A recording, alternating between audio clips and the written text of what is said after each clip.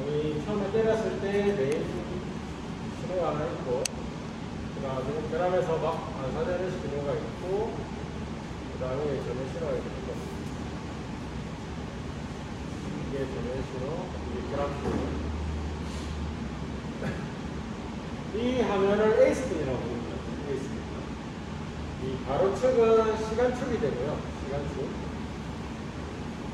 세로축은 강도, 인텐시티라고. 강도. 이렇게 부릅니다. 근데 우리가 검사를 하면 이거 거의 이제 밀리미터로 보시죠. 밀리미터. 거리로 보시죠. 이거는 저희가 원래 그 검사기는 시간으로 측정을 하는데, 우리가 입력한 음속값을 입력을 해주면 검사기에서 거리로 환산을 해주죠. 계산을 해주죠. 속도는 시간분의 거리가 되고, 거리는 속도 곱하기 시간인데, 왕복한 시간이니까 나누기 2가 되겠죠. 이걸로 계산을 해서 표현을 해요. 근데 실제로 검사기는 시간으로, 시간축이라고 해요. 시간축. 내용이 얘기했죠. 이게 시간으로, 검사기는 시간으로 표현을 하는데, 단지 우리가 입력한 속도를 가지고 시간을 재서 거리로 계산을 해줍니다. 이건 표현을 해주는 거예요.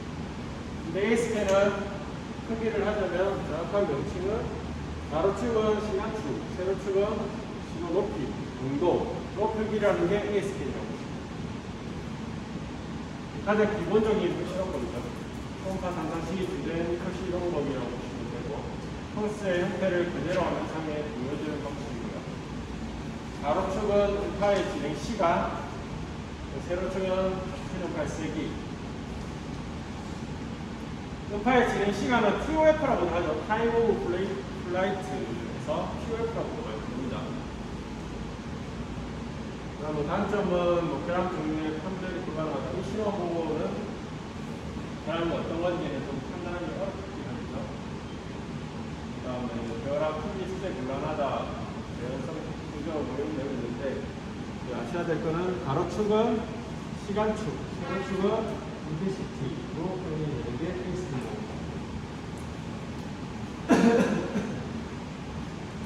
그 다음에 B스캔인데, B스캔은 뭐냐면,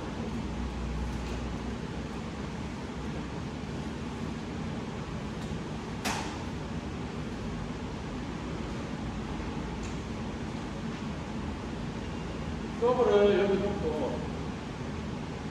드라이브 스캔을 했을 때 이렇게 쭉 스캔을 한다고 가정하면 이동을 하면서 데이터를 모으면, 처음에 여기 있을 때는 또 여기 있을 때는 아니 결함 신호는 안 나오기 때문에 전혀 신호가 있을 거고, 여기에 왔을 때는 결함 신호가 나올 거고, 전혀 신호는 줄어들겠죠. 그 다음에 여기 위치에 왔을 때는 다시 결함 신호가 없을 거예요. 이 A 스캔들을 합쳐가지고 이미지화를 만드는 거예요. 이미지를 만들면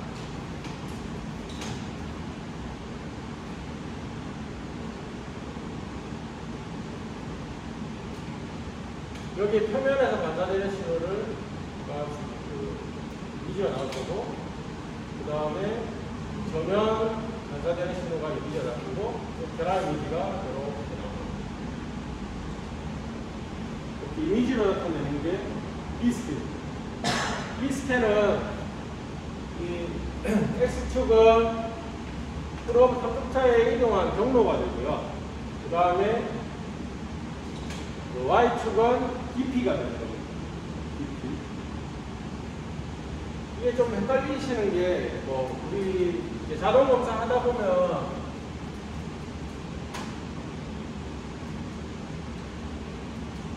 이렇게 차트가 쭉 그리면서 결함이 나오면 이렇게 되고, 이 차트 많이 보셨죠?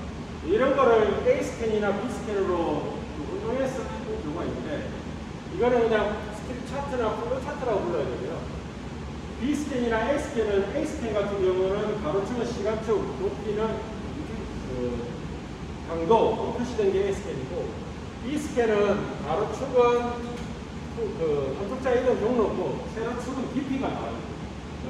단면 이미지가 B스캔이라고 보시면 돼요. 이제 단면, 이게 B스캔. 비검제의 단면을 볼 수 있는 단면 표시법이 B스캔이고요. 비검제의 표면과 표면, 그 다음에 벼랑, 그 다음 저면의 위치를 알 수가 있어요. 이게 이미지화가 되는 거죠. 그 다음에 단점으로는 비검제의 초목합인과 일직선상의 결함이 여러 개 있을 때 탑재에 제일 가까운 결함 한 개만 들어갈 수 있고, 초목합인과 탑재 수사방에 수직에 있는 결함 넓이는 불가능하고, 초목합이 주행이 물어주는 결함이 표면축보다 결함보다 더 크게 나타난다. 그런데 하나씩 보면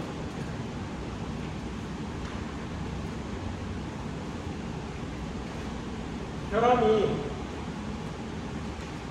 이렇게 깊이 방향으로 이렇게 여러 개 있는 결함에 대해서는 당연히 수직에서 보면 이 부분은 가려지기 때문에 이거는 굉장히 어렵겠죠.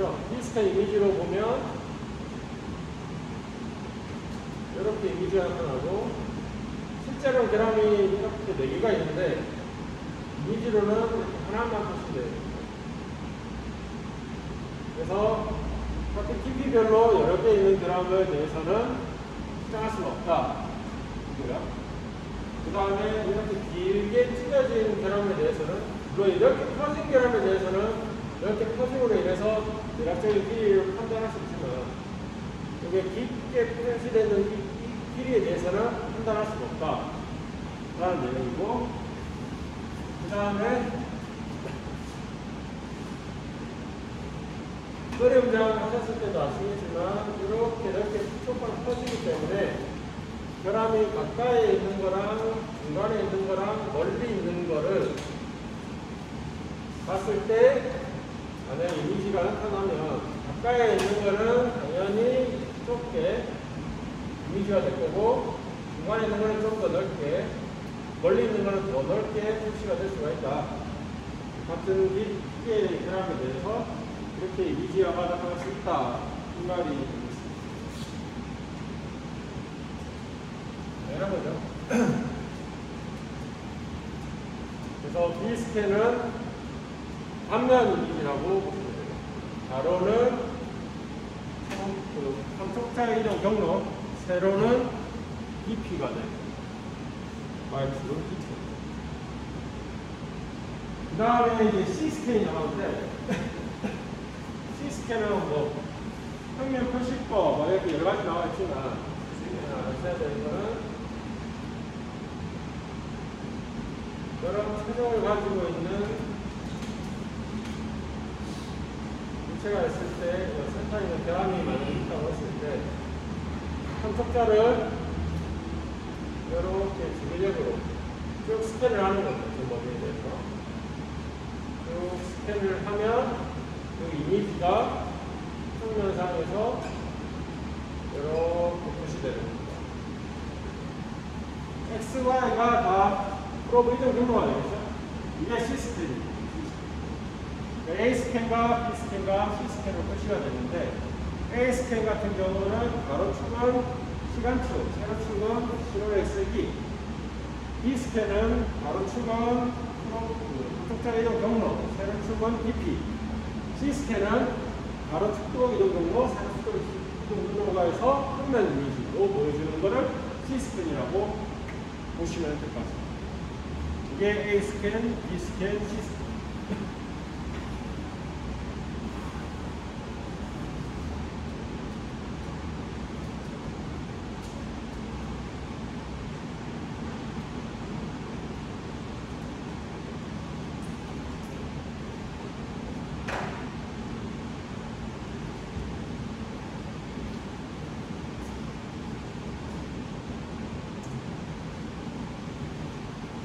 그 다음에 나온 게 펄스 반사법이다. 펄스 반사법은 지금까지 했던 게 다 펄스 반사법입니다. 스웨코법이라고도 부르는데, 프로브 하나가 여기서 송신을 해가지고 나온 초음파 신호를 자기가 받아서 신호 처리하는 거를 펄스 반사법이에요. 하나의 프로브로 자기가 송신하는 거를 펄스 반사법으로. 수직 검사에서 프로브에서 초음파 쏴가지고 이렇게 라미네이션 검사를 하는 것도 펄스 반사법. 사각 검사에서 사각 프로브를 놓고 이렇게 쏴가지고 여기서 반사되는 신호를 받는 것도 펄스 반사법. 펄스 반사법.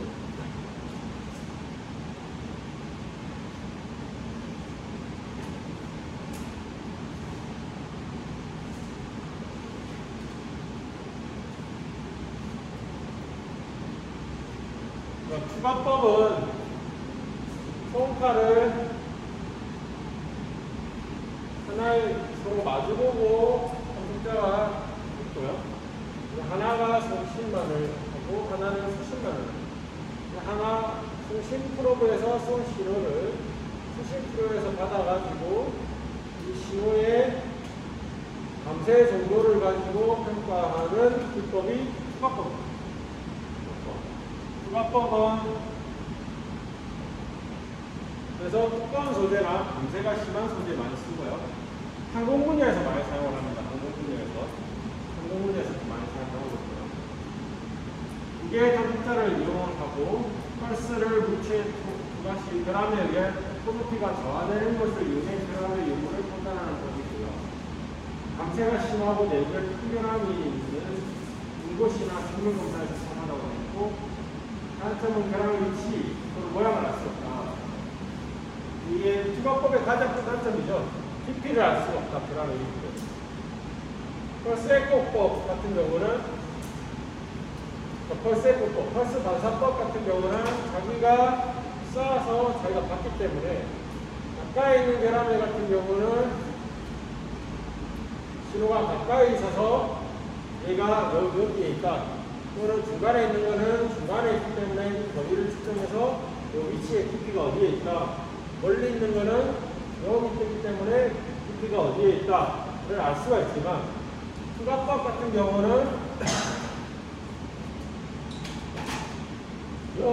이렇게 들어온 신호가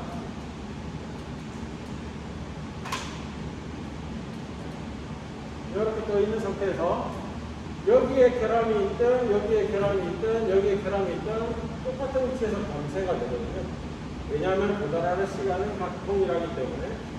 따라서 이 결함이 있는지 없는지 유무를 확인할 수 있지만 이 깊이에 어디에 있는지 확인할 수 있는 방법은 없습니다. 추가법은 결함의 깊이는 알 수가 없고 단지 결함의 유무만을 판단할 수 있는 법이라고 보시면 될 것 같습니다.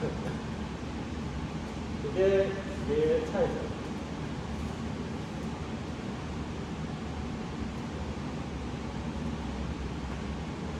응집법으로 넘어가겠습니다.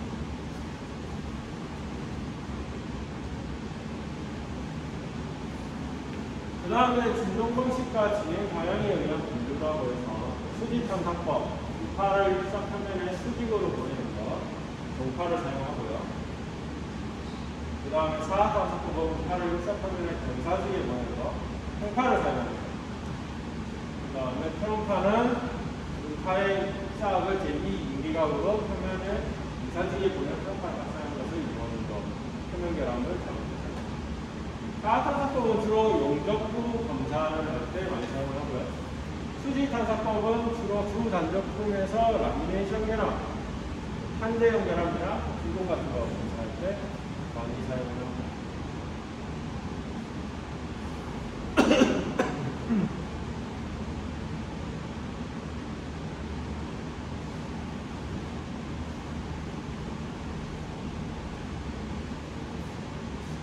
그 다음에 컴퓨터 수에 의한 분류로 해서 1탄법, 2탄법, 4탄법이 있는데 1탄법은 한 개의 진동자에서 송신, 수신이 있는데, 그러니까 한 개의 프로브가 저희가 송신을 해서 한 개의 프로브가 받는 걸 1탄법이라고 해요.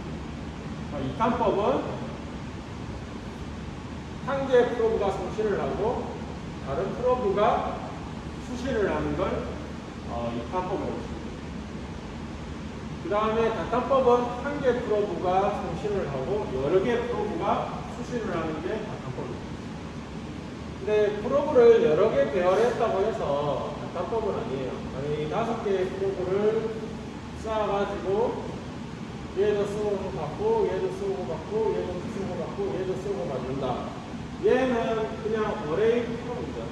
배열되어 있는 그냥 5개의 프로브를 쓰는 거지 이게 다탄법이라고 하지 않아요. 다탄법이라는 거는 한 개의 프로브가 송신을 하고 그 신호를 여러 개가 받는 거를 다탄법이라고 하는 거예요. 다 여러 개를 배열했다고 해서 다탄법이 아니고 한 개의 프로브가 송신을 하고 그 신호를 여러 개의 프로브가 받는 거를 다탄법이라고 합니다. 그 차이가 있습니다. 그래서 여러 개 나와있다고 해서 다 다탄법은 아닙니다.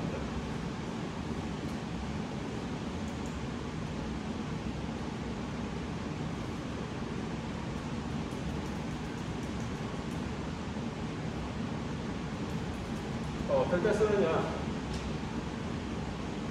한번 써본 적은 없는데, 만약 배열을 한다면, 프로브를 이렇게 4개를 넣으시면,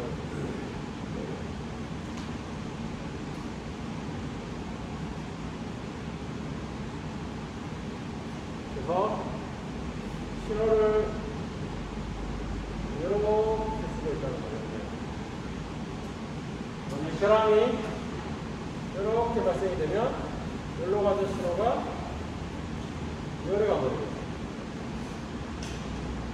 또는 이렇게 발생하면 이 신호가 여기로 가버리고 그럼 이 하나가 송신을 하고 있고 이 3개가 수신을 하고 있거든요.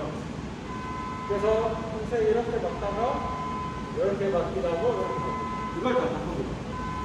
4개를 배열해서 하나 쏘고 3개가 맞아. 근데 만약 예를 들어서 얘가 얘 주고받고 있고 얘 주고받고 있고 얘 주고받고 있고 얘 주고받고 있으면 얘 그냥 4개의 프로브를 쓰는 일단 복제에 4개 프로브를 쓰는 거지 다탄법은 아니야.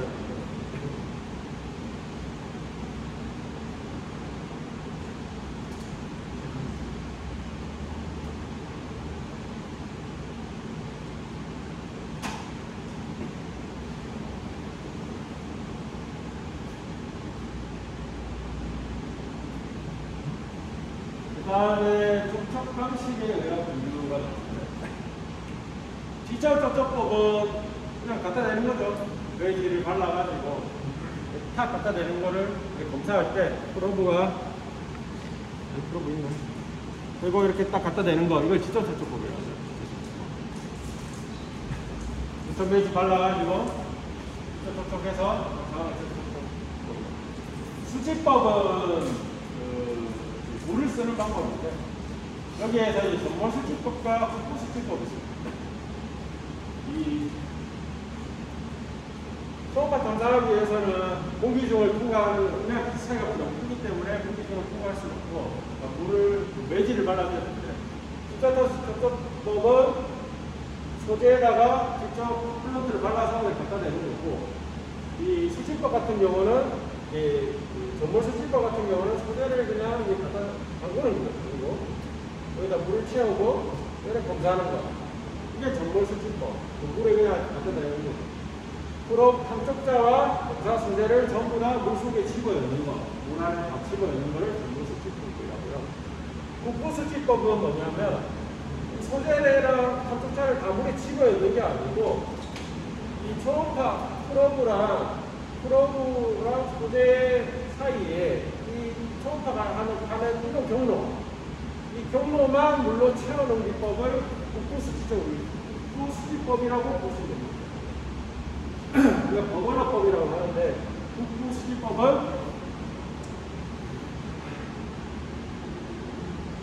초음파가 진행하고 있는 최소한의 경로만 물 속에 물을 채워주는 거를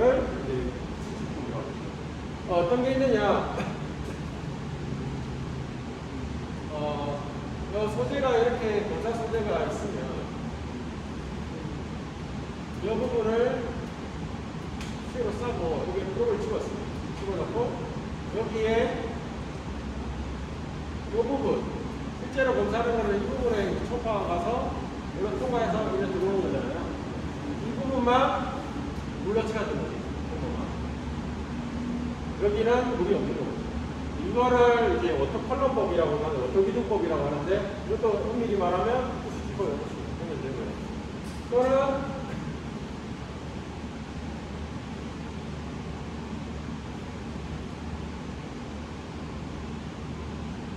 여기에 프로브를 놓고요. 물을 이렇게 물총처럼 이게 물을 쏘면서 이쪽으로 초음파를 보내는 방법도 있습니다. 이걸 워터제트법이라고 합니다. 이렇게 하는 방법도 있고 뭐 여러 가지가 있을 수도 있겠죠.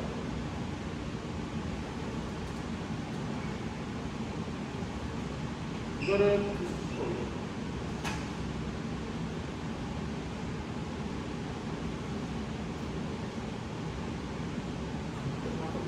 수법은 진짜 공체가 해보이고요.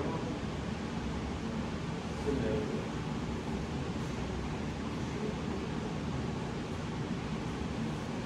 자, 혹시 여기서 질문 있으시나요?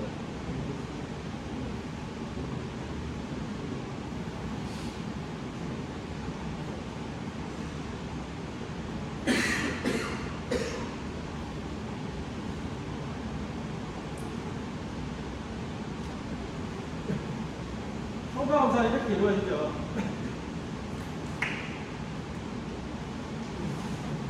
프로브에서 시살이 있고요. 여기 약점 소자죠.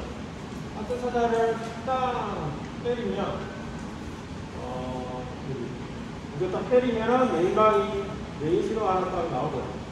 그리고 나서 첨퍼가 축구를 한쪽으로 들어갈 겁니다. 들어가서 가는 동안에는 당연히 아무 신호가 없기 때문에 신호가 아무것도 없고요. 그러다가 여기 정면에 맞았습니다. 정면에 맞았는데 도로 신호는 없었기 때문에 신호는 안 나타나고요. 그 정면에 있는 신호가 음악 반사이기 때문에 다시 반사가 되고요. 이게 돌아옵니다. 돌아와서 터널까지 왔을 때도 도로 신호가 없기 때문에 신호가 없습니다. 근데 이 돌아온 신호가 진동자를 흔들게 되면 전기가 발생을 하고 그때 신호가 올라온다. 이 원리. 간단하죠? 간단합니다. 이 원리. 정말 복잡할 거예요.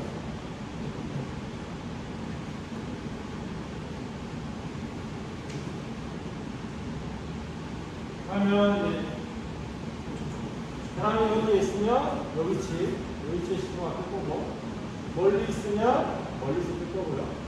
가까이 있으면 가까이서 뜰 거고, 신호가. 이걸 가지고 실제로 결함의 깊이를 알 수가 있는 거죠. 어디서 갖고 나갔나.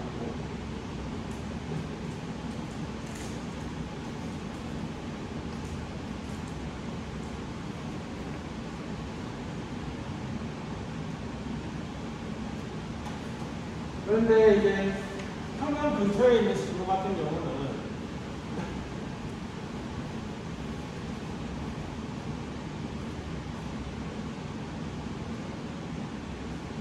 여기에 있는 프로브를 갖다 대면 실제로 결함 신호를 보면 메인방에 이렇게 쭉 나오고 메인 신호가 이렇게 쭉 튀어나왔거든요.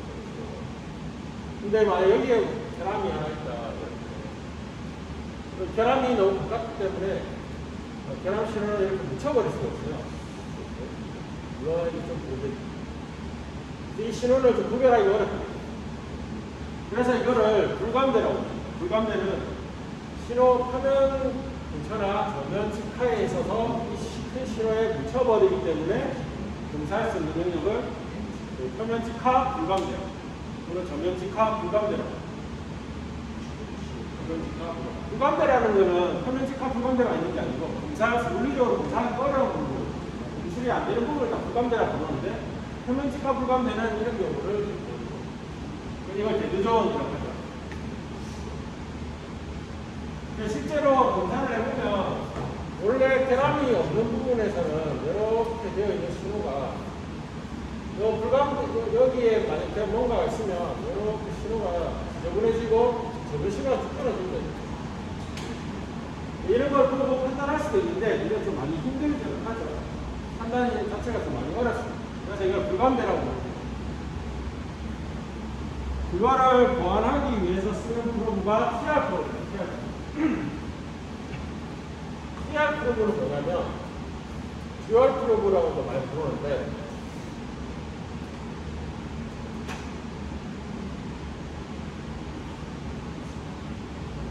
이 프로브가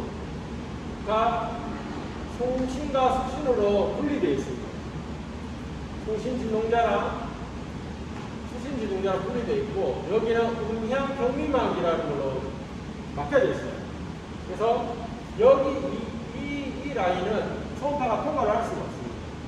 그러면 여기서 나온 초음파 신호는 여기 맞으면 이렇게 맞고 다시 상쇄되고 이쪽으로 들어와야만 신호가 뜨는 거거든요. 이해되시죠? 여기는 송신만 역할을 하고 수신만 역할을 하는 겁니다. 그러면 여기 쏜 신호가 이리로 들어와야만 신호가 뜰 수 있는 거예요. 근데 여기에 만약 결함이 없는 부분에서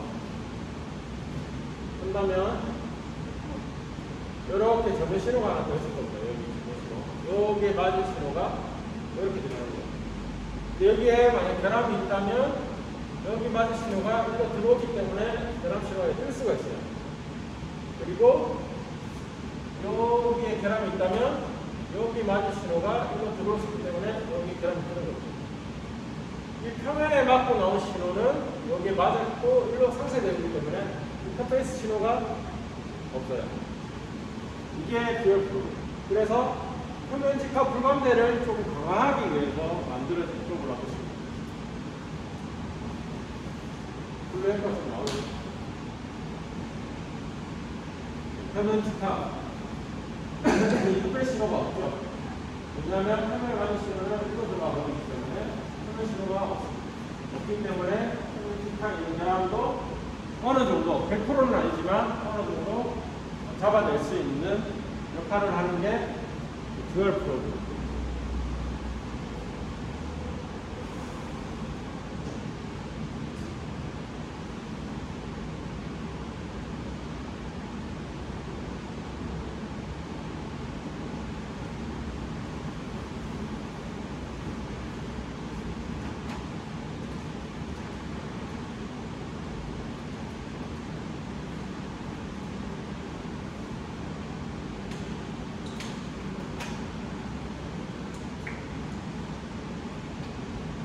초음파 검사에서 이제 결함 각도에 따른 신호 크기 영향인데요.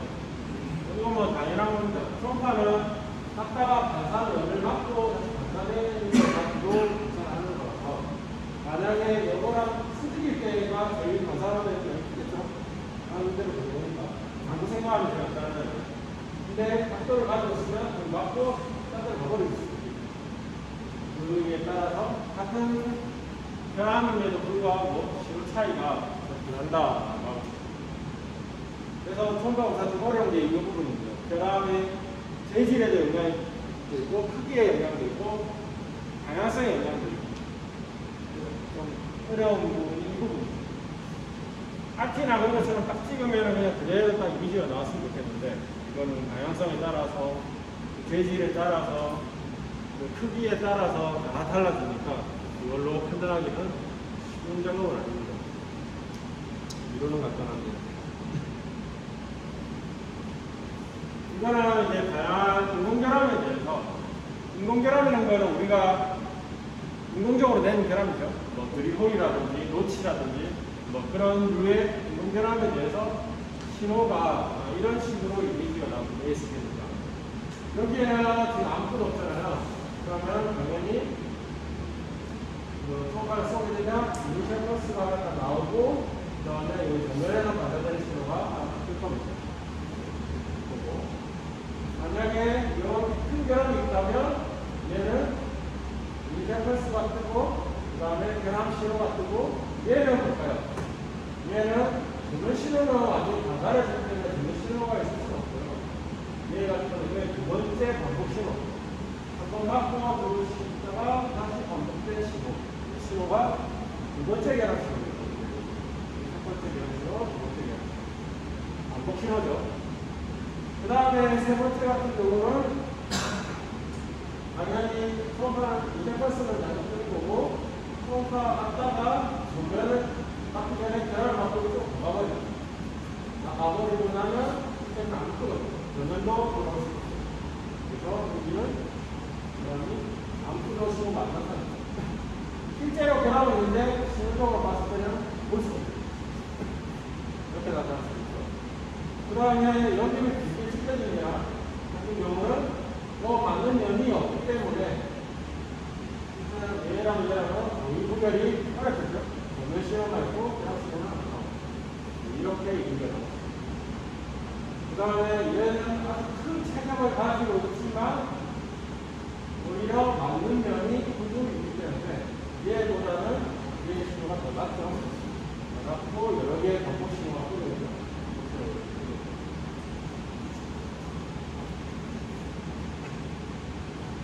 그 다음에 이 신호 같은 경우는 처음에 이니셜 파스 뜨고 그 다음에 결합 신호 뜨고 두 번째 결합 신호 뜨지만 얘는 결합이 작기 때문에 전면 신호도 있죠. 전면 신호까지. 이게 참 검사하기 쉽죠. 우리가 검사하기 쉬운 건 이거 전면 신호도 있고 이니셜 파스도 있고 결합 신호도 검사하기 쉽죠. 검사하기 참 실제로 이런 게 좀 안 어렵죠. 이거 같은 경우는 더 어렵죠. 얘는 결합 신호는 아예 없고 전면 신호가 좀 상쇄되는 정도.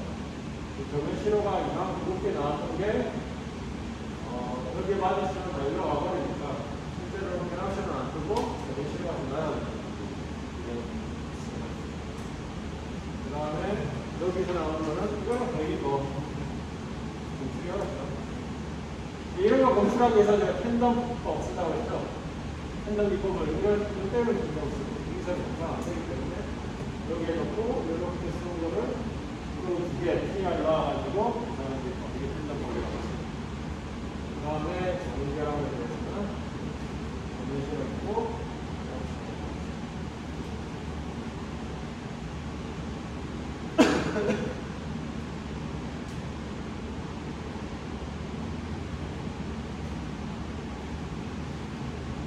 그러면 이런 거 잡으려면 어떻게 됩니까? 라고 표현할 수 있는데 이럴 때는 채널을 노래 보내는 채널을 하나 만들어야 돼요. 이게 어떻게 잡아내고 하면 표정으로 구성을 해야 돼요. 그러니까 이런 결합 유형을 보고 우리가 어떻게 검사를 할지를 정해야 됩니다. 그러니까 무조건 수직 검사, 사검사 이렇게 갖다 대는 게 아니고 우리가 실제로 검사하고자 소재에 나올 수 있는 결합 유형을 판단을 해서 이런 결합들이 나올 수 있다, 저런 결합들이 나올 수 있다, 나온다면 이런 형태가 될 것이다 라는 걸 판단을 하고 그 판단을 근거로 해서 우리가 그러면 프로브를 팽파 프로브를 집어넣어야겠다, 펜다운을 넣어야 되겠다, 또는 추가법을 넣어야 되겠다, 이거를 판단을 해서 채널을 구성해야 됩니다. 검사를 해야 됩니다. 그 다음에 실제로 이거는 이제 자연결합이 아니고 이거 인공결합이 아니고 자연결합이에요. 실제로 나오는 결합이 여기 아무것도 없다고 생각했는데 여러 가지 아주 미세한 이동들 있는 것들은 여기에 있는 신호들이 다 산란하는 매개체가 되기 때문에 다 퍼져버리고 실제 결합 아무것도 안 나옵니다. 전면도 안 나옵니다. 그 다음에 이 같은 경우는 여기서 결합받고 다시 신호가 뜨는데 아까 이렇게 일자로 돼 있을 때는 받고 나온 신호가 똑같은 위치에서 뜨는데 샤프하게 올라가고 그래. 맞죠? 그런데 자연결합 같은 경우는 이런 자연결합 같은 경우는 매끈하지가 않기 때문에 거칠기 때문에 주로 커지게 되지. 그 이유는 여기서는 여기 맞고 나온 신호는 거리랑 여기 맞고 나온 거리가 거의 일정하기 때문에 항상 이건 다 거리라고 했잖아요. 시간식으로. 그래서 이렇게 샤프하게 나온 반면에 얘는 여기 맞을 때랑 여기 맞을 때랑 여기 맞을 때랑 거리가 차이가 나죠. 시간이 차이가 나죠. 돌아오는 시간이. 그렇기 때문에 시간이 공도해지기 때문에 좀 커지게 됩니다. 그래서 자연결함은 보통 검사를 해보면 이렇게 지저분하게 들어옵니다. 넓게, 아주 지저분하게. 이거는 요 맞고 나와서 방사에서 들어오는 시간 차이가 화면이 냉정한 거랑 거친 거랑은 차이가 있기 때문에 그렇습니다. 이해되시죠? 그 다음에 이것도 마찬가지입니다. 아까 여기서는 그냥 맞았던 신호가 다 일로 가버렸다면 이렇게 거칠다 보니까 얘가 맞고 다시 돌아오는 면이 있는 거죠. 이런 면들이. 그런 면들이 돌아오기 때문에 이렇게 자연결함 같은 경우는 이렇게 형성될 수 있다. 그러니까 여기서도 마찬가지로 요 면에서 좀 맞고 나가시는 거 있을 수 있죠. 이게 더 크면 클수록 우리가 좀 더 높아질 거고요. 얘도 마찬가지로. 위험한 비슷한데 지저분하게.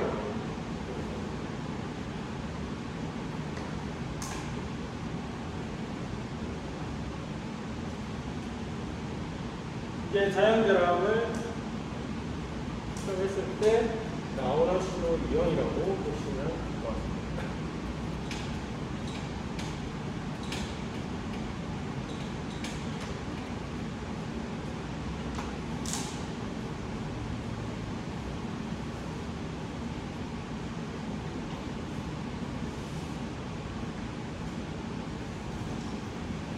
그 다음에 결함 길이 측정법이라는 게 나오고요. 결함 길이 측정법. 이거를 저희 뭐 UTB 드랍법이라고 부르는데, 이거는 프로브보다, 그러니까 프로브라기보다는 유효비법보다 결함 사이즈가 클 때 가능한 방법. 여기에 결함이 큰 결함이 있을 때 프로브를 이렇게 붙여놓으면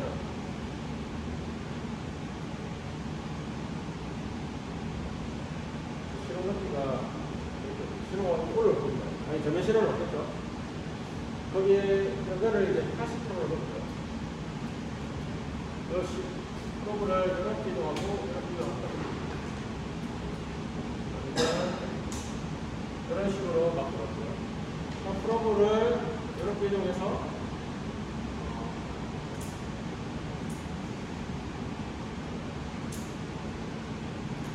절반 정도 거쳤을 때 이 신호 높이가 절반이 올 거예요. 그렇죠? 절반 딱 거쳤으니까. 반대로 여기서도 절반 거치게 되면 이 신호가 40% 오겠죠. 그러면 요 위치에서 여기 이동거리, 여기 이동거리를 더하면 요 길이가 나오겠죠. 요게 특별한 길이를 측정합니다. UTB 드랍법입니다. 여기서 UTB가 그 절반이잖아요. 신호 높이에서. UTB보다는 2분의 1, 신호 높이 2분의 1이니까 이걸로 인해서 2분의 1 떨어지는 거가 구간에서 거리를 측정하면 실제로 이 드람의 길이를 예측할 수 있다 해서 나온 기법이 UTB 드랍법, 드람 측정법입니다. 이렇게. 그럼 이거 C스캔에 아까 말씀드렸죠. 여러분 C스캔해가지고 끝난 이미지 나오는 거. 여기서 색깔을 기준으로 UTB 드랍, 그러니까 절반 수준의 결함을 위치, 신호 높이만 표시를 해주면 실제로 결함의 크기나 형태를 알 수도 있겠죠. 이렇게 할 때 사용하는 방법이라고 보시면 됩니다.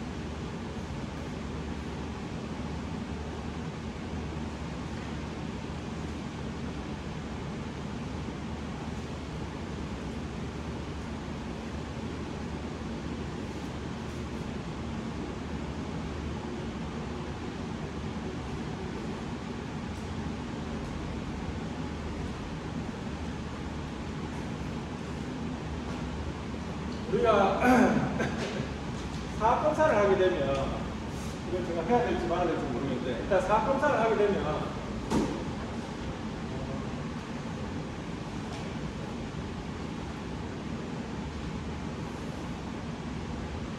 그래서 이제 결함이 신호가 하나 뜨죠. 우리가 알 수 있는 정도는 이 신호 높이랑 이 신호의 거리입니다. 신호의 거리라는 것은 이 길이죠. 초음파가 맞고 다시 돌아오는 거리를 알 수가 있죠. 근데 우리가 실제로 알고 싶은 것은 이 결함의 위치를 알고 싶다고 했을 때 얘의 깊이랑 이 프로브랑 이거 사이 거리가 얼마나 되는지를 알아야 우리가 이 결함의 위치를 찍을 수가 있겠죠. 수직 같은 경우는 당연히 여기 갖다 대고 결함을 표시를 하면 결함이 나오면 그 위치가 결함의 위치고 나오는 깊이가 결함의 깊이잖아요. 수직 같은 경우는. 근데 사각 같은 경우는 사선으로 가다 보니 우리가 알 수 있는 거는 이 길이만 알 수가 있고 실제로 우리가 이제 정확한 깊이랑 위치를 알려면 여기는 깊이랑 위치를 알아야 되는 거죠. 이거를 계산하는 방법인데 우리가 알고 있는 정보는 요거로 되고 S가 그 다음에 프로 각도를 알 수 있죠. 프로 각도 이 두 가지를 알죠. 그러면 우리가 알고 싶은 거는 이 깊이 하면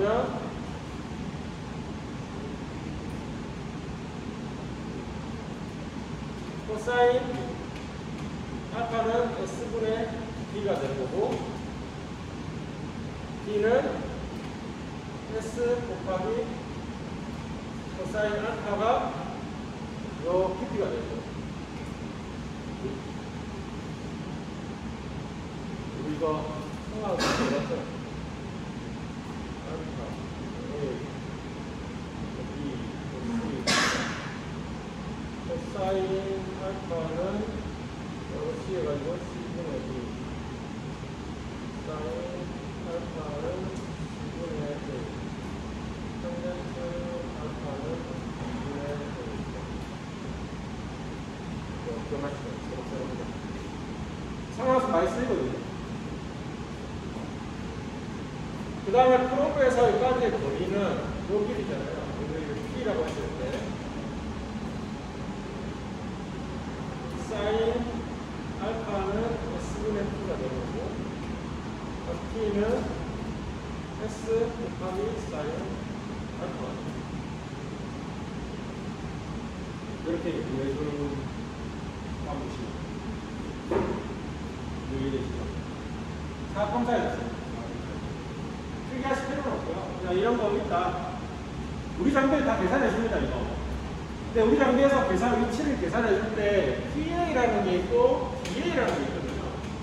우리 실수하시면 아시겠지만 PA라는 게 여기서부터 여기까지 거리가 되는 거고 그 다음 DA라는 게 여기서 깊이가 되는 거거든요. 그거를 계산할 때 이 공식을 가지고 계산하는 거거든요. 그러면 우리가 이 값을 정확하게 알려면은 뭘 정확하게 계산해줘야 되느냐? 당연히 이 측정한 길이, 이건 자기가 측정하니까 그 음속이나 이런 것만 정확하게 입력해주면 되는 거고, 각도가 정확해야 이 값이 정확하게 나오겠죠. 각도를 입력을. 이해되시죠? 각도 입력을 정확하게 해야 이 정확한 위치를 알 수 있다는 거죠, 우리가. 왜냐하면 이 각도로 계산을 하기 때문에. 우리가 45도로 검사한다고 했는데, 엉뚱하게 30도로 우리 검사한다고 그 프로그램하는 그 설정창에다가 30도로 입력을 해버리면 이 값이 정확하지가 않다는 거예요. 그러니까 이걸 제가 말씀드린 거는 우리가 교정이나 이런 거 할 때 왜 이거 각도를 집어넣고 왜 음속을 집어넣고 이런 것들이 이런 계산을 해야 되기 때문이라는 걸 좀 말씀드리고 싶어서 보여드린 거고요. 뭐 외우실 필요는 없어요. 그 다음에 두께를 또 입력을 해야 되는 거예요. 그 이유는 뭐냐면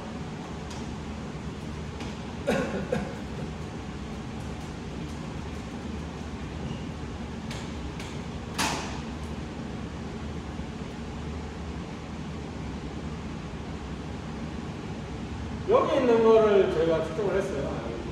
우리가 요구하는 거는 요 값이잖아요. 이거 값을 알고 싶거든요. 그래야 우리가 계란 깊이를 알 수 있잖아요. 측정했으니까 계란 깊이가 얼마냐 이걸 알고 싶은 거잖아요. 이걸 어떻게 구하느냐? 이거를 요게 두께지 않습니까? 맞죠? 그럼 이거를 접는 겁니다. 접으면은 이렇게 되겠죠. 실제로 우리가 구하고자 하는 건 이거지 않습니까? 여기다가 이렇게 하면 여기서부터 여기까지 거리는 2t잖아요. 두께 2배. 그렇죠? 그러면 이 t 마이너스 d가 요 길이잖아요. 이 t 빼기 d를 빼면 크기가 나와요. 그럼 이 길이. 그러면 이게 알파라고 했을 때 코사인 알파는 요 길이 이것분의 이거니까 이게 s라고 했을 때 s는 장비가 측정해주는 길이고 분의 t 마이너스 t가 되고 이거 계산하면은 이 깊이가 나오는 거예요. 장비는 이 과정을 거치는 거예요. 이걸로 계산하면 근데 만약 두께를 잘못 입력해버리면 당연히 이 길이가 이 두께가 잘못 입력이 되겠죠. 무슨 말인지 아시겠죠? 입력하실 때 나중에 실수를 하시다 보면 사건 사실 때 깊이, 소재 두께, 소재 음속, 소재 각도 입력하는 창이 있는데 이거 그냥 마음대로 입력하시면 안 되고 이게 다 그 계산을 했을 때 정확하게 계란 위치를 판단하는 계산 데이터가 되는 거예요. 이 계산하기 위해 필요한 정보들이거든요. 이거를 정확하게 증명해 주셔야 된다는 거를 알려드리고 싶어서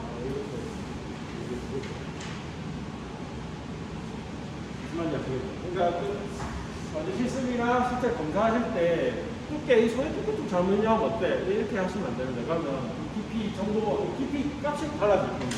깊이 값이 이상한 값이 나올 수 있어요.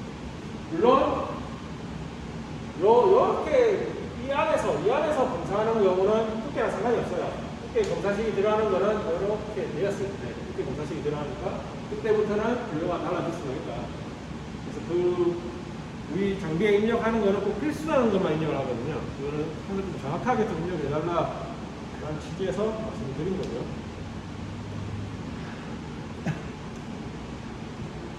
그 다음에 DAC 곡선이 나오는데 DAC는 Distant Amplitude Correction Curve입니다. DAC 곡선이 맞는 편이고요. DAC 이렇게 하면은 저도 아까 DAC라고 했는데 이건 좀 잘못된 편이에요. DAC 곡선이 맞는 거예요. C가 커브가 아니고요. 커넥션입니다. DAC라는 게 뭐냐면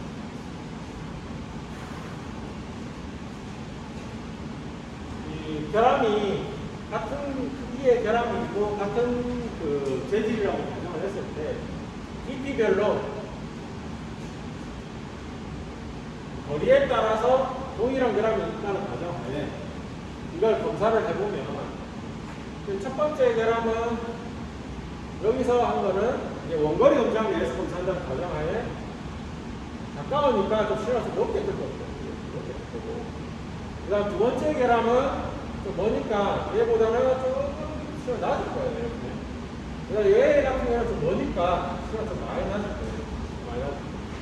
근데 우리는 이거를 같은 기준으로 결함을 검사를 해야 되잖아요. 우리는 이 크기의 결함을 잡기 위해서 검사를 하는 거지, 거지 않습니까? 그렇다고 해서 이 시간이 낮다고 해서 우리가 이걸 기준으로 검사를 하다 보면은 얘보다는 작은 결함도 분량으로 처리를 해볼 수가 있고 또는 얘보다 큰 결함도 못 잡을 수가 있는 거거든요. 그렇다고 해서 얘 기준으로 가자니 동일하게 얘 여기서 분량이 높아질 거고 얘 기준으로 가자니 깊은 곳에 있는 특별한 못 잡을 수가 있는 거예요. 이거를 보정하기 위해서 이렇게 라인을 그어가지고 여기를 기준으로 잡는 거예요. 이 라인을. 이게 DAC 커브라고 합니다. 그래서 이 커브에 보다 낮은 신호는 양봉으로 판단을 하되 이보다 높은 신호는 분량으로 처리합니다. 여기서는 얘보다는 낮지만 이 곡선을 넘어서면 균형을 찾을 수 없어요. 이게 베이식 법.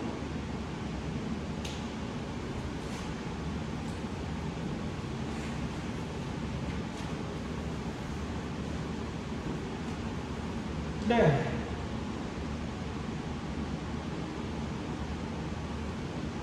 제가 중요한 건 여기까지. 혹시 질문 있으시면.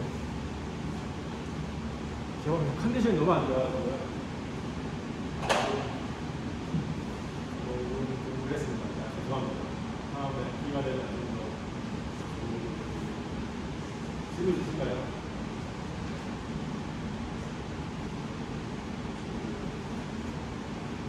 몇 시간? 일단 2시간 정도 지금 11시 지금 11시 40, 11시 20분. 일단 몇 가지 하시고